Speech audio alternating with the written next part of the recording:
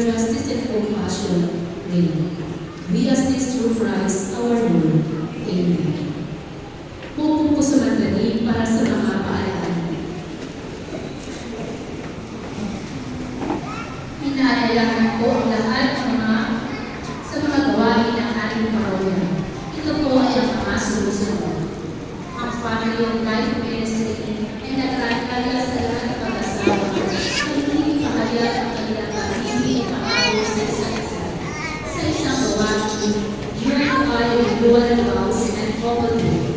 Ito ay gaganapin sa February 14, 2026 Saturday, Araw ng mga Puso.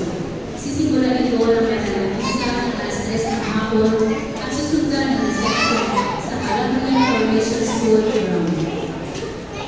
Ang Mayor of the ay nakahanda na sa lahat na dumalo ng evangelization simula sa February 3 na gaganapin tuwing Martes at Biyernes sa ganap na 7:30 ng gabi sa lumang simbahan.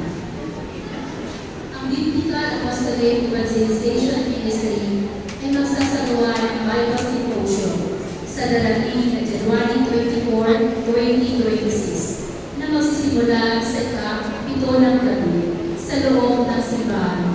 Kaugnay po ito sa pagdiriwang ng National Bible Week. Ang Timor-Leste Ministry ay magkakaroon ng cake raffle sa February 22, 2026 na may tema A Heart to Share sa ganap na 2:30 ng hapon sa social media. Ito ay kaunang proyekto tuwing buwan ng mga puso. Ang halaga ng tickets ay 10 pesos bawat isa. Sa mga interesado at iba pang impormasyon tungkol sa mga nasabing gawain ay makipag-ugnayan lamang sa ating opisina o sa mga opisyalis ng ating simbahan. Maraming salamat po. Tinatawagan ko po ang isa sa mga member ng kayo daragdagan po siya.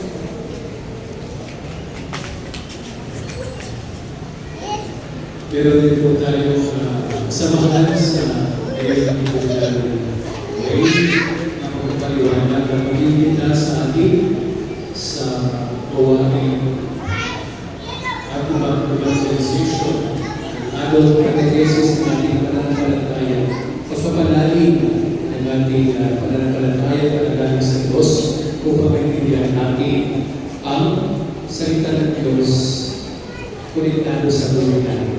Ito yung pagpapahalaga sa salita ng Diyos sa buhay natin at bigyan ng buhay ang salita ng Diyos sa ating kabuhay. Kaya tawagin natin si Sister Ida Lopez sa kanyang pagpapaloob.